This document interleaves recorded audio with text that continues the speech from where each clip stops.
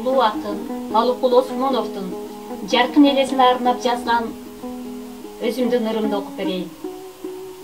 Байлыгы ыр, балдары ыр көрүнгөн, бүт өмүрү ак баракка төгүлгөн, мүлдө кыргыз окуп бүткүс ырлары мезгилдердин сыныгынан өрүлгөн.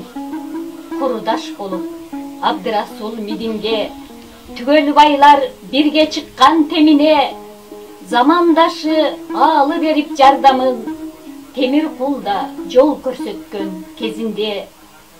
Өлбөстүккө өжөр карап шыктанган, өмүр баркын улуу акын сез алган, улуу ойчул Гёта Шота Пушкиндин эмгегинен өмүр улап дем алган.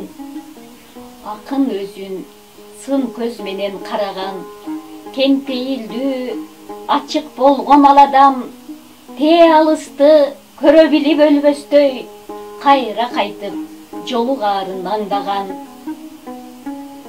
Азап чегип жөтөл алып кубатын, ден соолуктун көрө албады раатын, жалгыз кызы Жипарадан айрылып, жытын искеп бөлүшпөдү кубанчын. Айдай сулуу, айдай кызга жетпеди, сокку болду Зейнеп үйдөн кеткени. Жоро жолдош көңүл улап кээ бирде, кеп салышат болсо экен деп бир теңи. Үйлөнгөнгө оюң барбы чынында, үйдүн ээси жарың болсун жаныңда, деген сөзгө башын чулгуу бойлонуп, дартым күчтүү убалго дейт ал кызга менин эмки жан жолдошум каламым. Күн түн иштөө менин азыр талабым, эмгектер көп убакытты уттурбай, элим үчүн бир чоң эмгек жасайын, деген акын келечекке ыр жазган. Ар бир ыры түгөнбөгөн чоң дастан, келгес сапар кетсе дагы түбөлүп, кенч калтырды муундарга сөз баккан.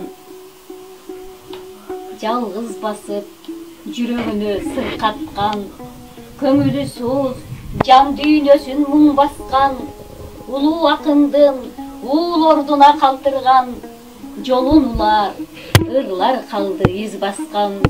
Аз өмүрдө жазып кеткен өз атын, Алыкулдай чыксын элден чобакын, келечектин муундары билсин деп, 100 жылдыгын өткөрөлү кел калкым, Алыкулдай чыксын элден чоң акын.